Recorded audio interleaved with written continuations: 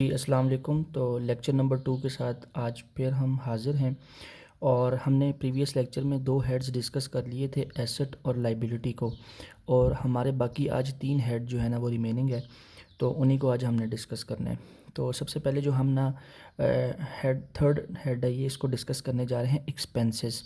Expenses होते हैं ख़र्चे, जितने भी आपके छोटे मोटे ख़र्चे, बड़े ख़र्चे, वो सारे आपके ख़र्चे होते हैं, तो उनको पढ़ने जा रहे हैं। तो सब जो है ना इसकी थोड़ी सी डिफ़ाइन कर लेते हैं। Expenses arise in the normal course of activities incurred by the business for earning revenue. ये नॉर्मल कोर्स ऑफ एक्टिविटीज़ मैं आपको समझाता हूँ आगे। तो जितने भी ख़र्चे हैं जो भी आपकी अर्निंग के दौरान होते हैं, या जैसे आप कोई फैक्ट्री खोलते हैं, आप प्रॉफिट कमाने के लिए एक्सपेंसेस करते हैं कि नहीं करते। मीन अगर आपने प्रॉफिट कमाना है तो आपको दिहाड़ी देनी होगी, मज़दूरों को सैलरीज देनी होंगी, एम्प्लॉयज़ रखने होंगे, रेंट देना होगा, यूटिलिटी बिल, मतलब जितने भी आपके बिल्स आएंगे गैस के, बिजली के, वो देने पड़ेंगे, तभी जाके प्रॉफिट मिलेगा ना। तो एक्सपेंसेस होंगे तभी प्रॉफिट होगा। कोई भी दुनिया में कोई भी ऐसा बिज़नेस नहीं है जिसमें कोई भी एक्सपेंस ना हो, और आपको जो है ना उसमें अगर आपका माइंड जा रहा हो ऑनलाइन जितने भी बिज़नेसेस हैं, तो उसमें भी आपको इंटरनेट रिक्वायर है, इलेक्ट्रिसिटी रिक्वायर है, वो आपका ख़र्चा है। तो ख़र्चा आपको हर जगह होता है। तो salaries, wages, rent, utility bills, petrol, bank charges और टैक्सेस वगैरह, ये जितने भी हैं ये आपके ख़र्चे हैं, रोज़मर्रा के तकरीबन ख़र्चे हैं। कोई महाना वार है, कोई 2 साल में एक दफ़ा, इस तरह ना। तो ख़र्चे जो है ना ये आपके सारे होते हैं। अब जो ख़र्चे तो आप समझ लगी है। अब बेसिक कॉन्सेप्ट जो हमने समझना है वो ये वाला है, परचेजेस। अब परचेजेस ना हमेशा 2 तरह की होती हैं, या तो वो गुड्स की परचेज़ होगी या वो अदर थिंग्स की होगी। अच्छा, गुड्स की परचेज़ क्या होती है और अदर थिंग्स क्या होती है, मीन हिसाब लगा लेते हैं। आप जितने भी वीडियो लेक्चर सुन रहे हैं, या मैं भी चलो बना रहा हूँ, तो मैं सोच लेता हूँ कि मेरा ना चेयर्स बनाने का कारोबार है, मेरी चेयर्स बनाने की फैक्ट्री है, ठीक है ना। चेयर्स चले बनाते नहीं हैं, हम ख़रीद के बेचते हैं, ठीक है। हम जो है ना सप्लायर से ख़रीदते हैं। तो जो भी चेयर्स मैं ख़रीदूँगा तो वो मेरी गुड्स होंगी और वो मेरा एक्सपेंस होगा। वो चीज़ जो बेचने की नीयत से ख़रीदी जाए, मीन जो चेयर्स मैं ख़रीदूँगा तो ज़ाहिर सी बात है उसको मैंने आगे बेचना है ना, तो वो मेरा एक्सपेंस होगा। वो मेरा क्या होगा, एक्सपेंस। जो भी चीज़ें बेचने की नीयत से ख़रीदी जाएँ वो आपका एक्सपेंस होता है, और वो आपने आगे बेचनी होती हैं। और अदर थिंग्स क्या होती हैं, वो चीज़ जो बेचने की नीयत से ना ख़रीदी जाए। मीन आप जल्दी सी बात है, अगर आप चेयर्स ख़रीद रहे हैं तो आपने कहीं ना कहीं जो है ना सेटअप लगाया होगा, उसमें आपके एसी वगैरह चल रहे होंगे, कोई जो है ना कंप्यूटर वगैरह होंगे। तो जितने भी चीज़ें छोटी मोटी आपके आसपास जितनी भी चीज़ें होंगी, वो जो होंगी ना वो अदर थिंग्स होंगी। जैसे आपको गर्मी आई, आपको एसी की ज़रूरत पड़ी, तो आपने एक एसी ख़रीद कर बिज़नेस मतलब कारोबार में लगा लिया, ठीक है ना। और तो जो जो होंगे वो आपकी अदर थिंग्स होगी, क्योंकि वो आपने बेचने की नीयत से नहीं ली, ठीक है ना। तो वो आपका एसेट काउंट होगी। एक्सपेंस तो होगा लेकिन वो आपकी काउंट क्या होगी, एसेट।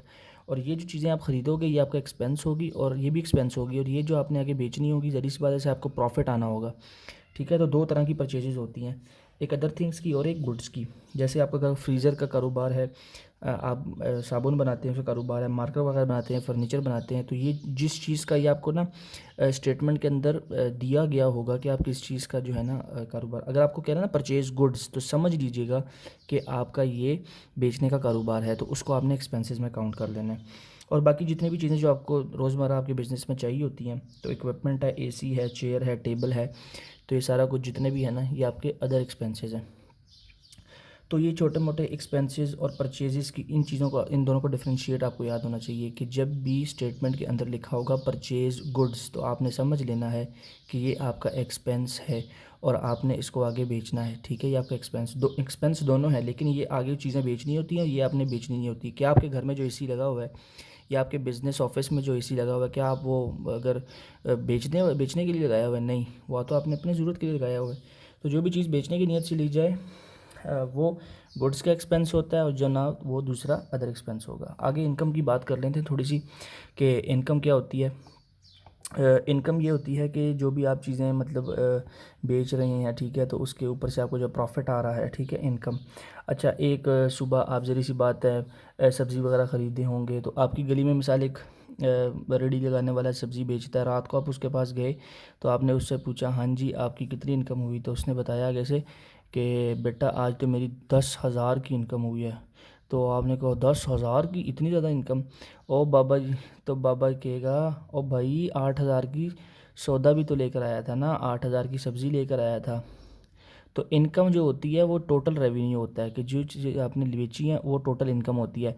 अगर आप उससे पूछोगे ना आपका प्रॉफिट कितना हुआ है, तो वो फिर कहेगा 2,000 बेटा, आप मेरा 2,000 प्रॉफिट हुआ है। तो इनकम जो होती है वो ओवरऑल जो आप कमाते हो वो होती है, और जो आपको बचा होता है उसको हम प्रॉफिट कहते हैं आगे फिर, ठीक है। और उस प्रॉफिट के ऊपर फिर आगे टैक्स लगता है, ये वो चीज़ें फिर आगे हम पढ़ेंगे।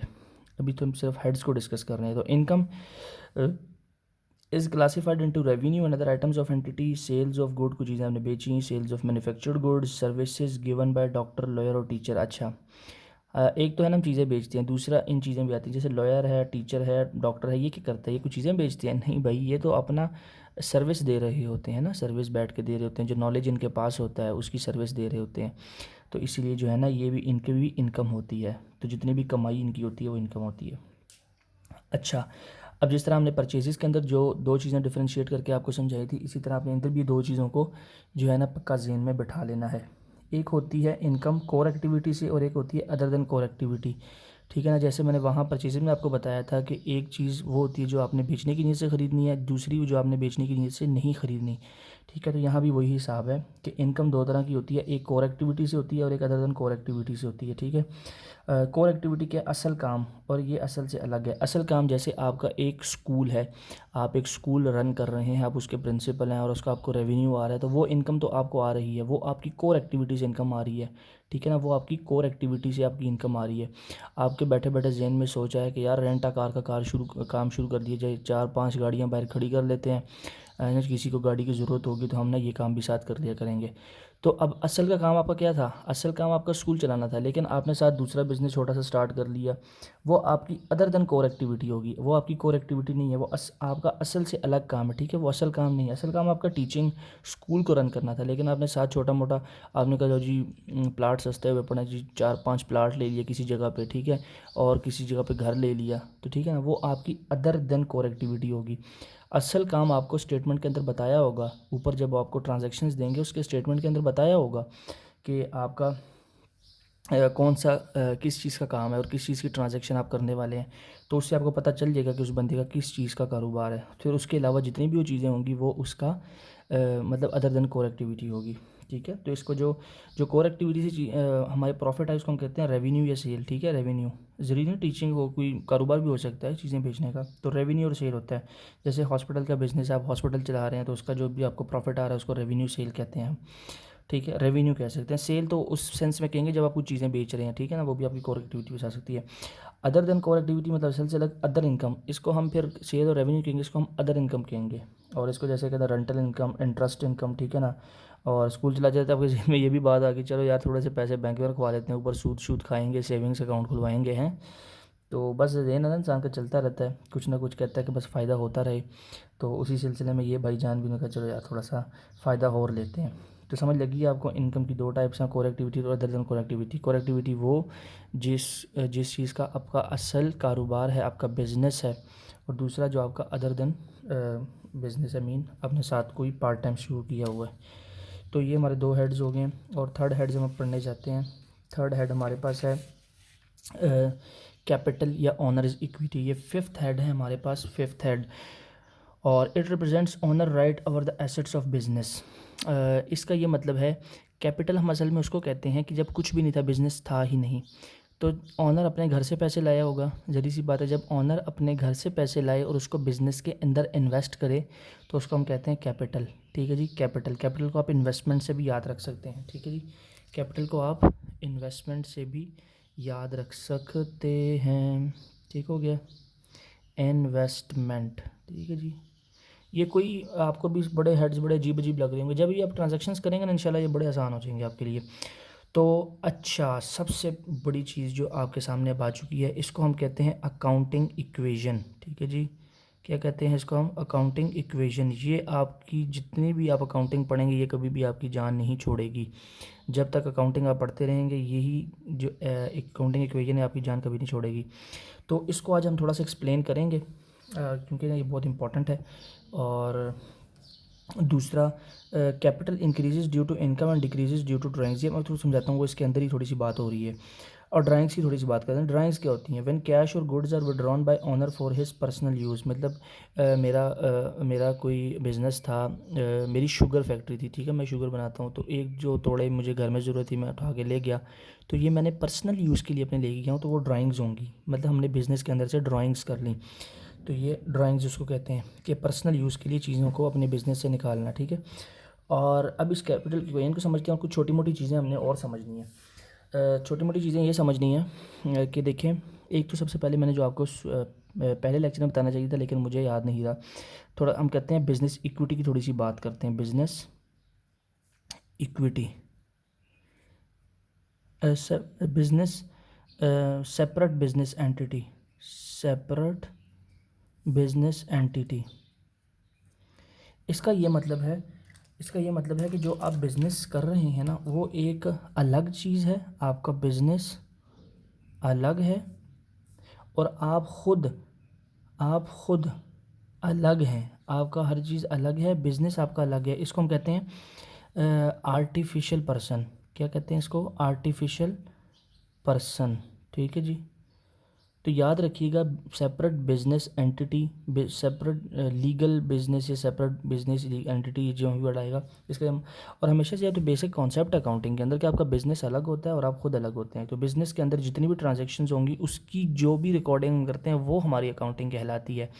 अकाउंटिंग हम जिसकी जितनी भी करते हैं वो अपने बिजनेस की करते हैं, ठीक है ना। और उसके बाद ये हो गया सेपरेट बिजनेस। उसके बाद हाँ, हमें थोड़ा सा ना इसको एक्सप्लेन करना है। Asset is equal to capital plus liability. मतलब जो भी आपके असासाजात हैं, कैपिटल जो आपने इन्वेस्ट किया है अपने बिज़नेस के अंदर, और लाइबिलिटी जो भी आपने उधार वगैरह लिया या दिया है, ठीक है। अब इस कैपिटल के अंदर अब आप सोच रहे होंगे कि सर यहाँ पे तो 3 हेड आ रहे हैं, 5 हेड क्यों नहीं आ रहे? तो मैं आपको बताता हूँ कि 2 हेड्स इस कैपिटल के अंदर छुपे हुए हैं, ठीक है। पहला हेड हमारा इनकम का है, ठीक है ना, और दूसरा हेड हमारा एक्सपेंस का है, ठीक है जी। समझे आपने? मैं थोड़ा सा आपको समझाता हूँ बिज़नेस, ठीक है ना। इस कैपिटल को आप थोड़ा सा आपको एक्सप्लेन करता हूँ। देखें, कैपिटल था ना, तो आप एक बिज़नेस था आपका बिज़नेस, आप इसके अंदर 10,000 रुपये ले गए, ठीक है ना। आपने इस बिज़नेस के अंदर 10,000 रुपये इन्वेस्ट कर दिया। कैपिटल, कैपिटल कहते हैं इन्वेस्ट को। तो 10,000 रुपये जो कि पहले बिज़नेस के पास नहीं था, बिज़नेस के पास आ गया है, ठीक है। आपने इस 10,000 रुपये को यूज़ किया और कोई कारोबार वगैरह किया, ठीक है, जो भी आपने फैक्ट्री वगैरह लगाई, और आपको फ़ायदा हो गया, आपने कमा लिए 12,000, ठीक है। तो पहले आपके पास कितने थे? 10,000, आप कितने हो गए? 12,000, मीन 2,000 आपके पास ज़्यादा आ गए, ठीक है। अगर मैं आपको कहूँगा आपका प्रॉफिट, आपका सेल या रेवेन्यू कितना है, तो आप मुझे बताओगे सर कि मेरे पास ना 2,000 रुपये एक्स्ट्रा आ गए हैं। अब ये 2,000 रुपये क्या है? ये आपकी इनकम है, ठीक है। ये आपकी क्या है? इनकम। इस इनकम को जब आप कैपिटल में ऐड करते हैं, इसका मतलब कि आपका कैपिटल बढ़ गया, ठीक है ना। जो इन्वेस्टमेंट आपने पहले 10,000 से की थी, अब वो कितनी हो गई है? 12,000। मीन आपका बिज़नेस जो है ना, वो उसके पास पैसे ज़्यादा हो गए हैं, ठीक है। और अगर यही बात करते हैं, आपने एक बिज़नेस शुरू किया और आपको उसमें लॉस हो गया, और जो आपको चीज़ें पैसे आपको बचे वो आपको 8,000 बचे, इसका क्या मतलब है? कि आपको लॉस हो गया, आपका एक्सपेंस ज़्यादा हो गया और इनकम आई ही नहीं। तो इसका क्या मतलब है? कि आपका जो कैपिटल है वो 2,000 से कम हो गया। तो हमेशा एक बात याद रखनी है कि कैपिटल जो है ना, ये जब इनकम बढ़ती है ना तो कैपिटल भी बढ़ता है, जब इनकम बढ़ती है तो कैपिटल बढ़ता है, और जब इनकम कम होती है तो कैपिटल कम हो जाता है। और एक्सपेंस, ठीक है ना, एक्सपेंस कैपिटल के साथ रिलेट करें। जब आपके एक्सपेंसेस बढ़ेंगे तो आपका कैपिटल कम हो जाएगा, ठीक है ना। अगर आपने 10,000 इन्वेस्ट किया था, 2,000 आपका खर्चा ज़्यादा हो गया और आपको प्रॉफिट भी नहीं हुआ, ऊपर से लॉस भी हो गया, तो आपका कैपिटल कम हो जाएगा, ठीक है। तो ये कुछ चीज़ें इस तरह की, ठीक है। एक्सपेंस के बढ़ने से आपका कैपिटल कम होता है और इनकम के बढ़ने से आपका कैपिटल बढ़ता है, ठीक है। आप इसको दोनों तरीके से देख सकते हैं। इनकम कम हुई है, इसका मतलब है कि लॉस हुआ है ना। और अगर मैं कहूँ कि आपका बिज़नेस में एक्सपेंस कम हुआ है, इसका मतलब आपको इनकम, आपको प्रॉफिट हुआ है, ठीक है ना, तो आपको कैपिटल बढ़ जाएगा। अब इसमें एक चीज़ और सीखनी है हमने जो बहुत इम्पोर्टेंट है वो ये है कि देखें, अगर आपके बिज़नेस के पास पहले 10,000 था और अब आ गया है 12,000, ठीक है। और ये ऑनर है, ठीक है जी, ये ऑनर है।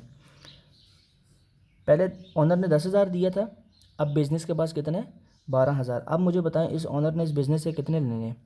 अब इस ऑनर ने इस बिज़नेस से 12,000 रुपये लेने हैं। ऑनर बिज़नेस से कहेगा भाई 12,000 रुपये मैंने आपसे लेने हैं, तो हम क्या लिखेंगे नीचे, liability of business increases towards owner. इसका क्या मतलब है, लाइबिलिटी ऑफ बिजनेस इंक्रीजेज, इसका मतलब है कि बिज़नेस का उधार बढ़ गया है, किसकी तरफ, ऑनर की तरफ। मीन कि ऑनर्स ने बिज़नेस ने पहले ऑनर को 10,000 रुपये देने थे, आज बिज़नेस ने ऑनर को 12,000 रुपये देने हैं, ठीक है ना। ठीक है, तो अगर हम ये और दूसरी सेंस में अगर बात करें, लॉस हो गया, 8,000 रह गए हमारे पास, तो इसको फिर हम ये कहेंगे liability of owner increases towards business. अब जो है ना, ऑनर ने 2,000 बिज़नेस को देने हैं, तो ये छोटा सा कॉन्सेप्ट है, ये भी आपने याद रखना है, ठीक है। और ये बहुत इंपॉर्टेंट है, ये आपकी अकाउंटिंग इक्वेशन है, asset is equal to capital plus liability, ठीक है। तो ये चीज़ आपने याद रखनी है कि कैपिटल के अंदर इनकम और एक्सपेंस, ये 2 हेड इसके अंदर आते हैं, ठीक है। तो ये 5 हेड आपके कंप्लीट हो जाते हैं। तो इंशाल्लाह जो 3rd लेक्चर होगा उसके अंदर हम इंशाल्लाह एक प्रैक्टिस करेंगे, एक ट्रांजैक्शन की, जो एक फैक्ट्री चल रही होगी, उसी तरह ट्रांजैक्शंस हो रही होंगी, हम उसको जो है ना सॉल्ट आउट करेंगे। तो आज के लिए इतना ही रखते हैं, और अगर आप मेरे इस चैनल पे नए हैं तो इसको ज़रूर सब्सक्राइब करें, चूँकि ये बहुत ही इंपॉर्टेंट होने जा रही है। चूँकि अकाउंटिंग मार्केट में एक बात ये फैलाई जाती है कि अकाउंटिंग मुश्किल है, लेकिन अकाउंटिंग बिल्कुल भी मुश्किल नहीं है, इंशाल्लाह आपको आसान करके पढ़ाई जाएगी। तो आज के लिए इतना ही रखते हैं, अल्लाह हाफ़िज़।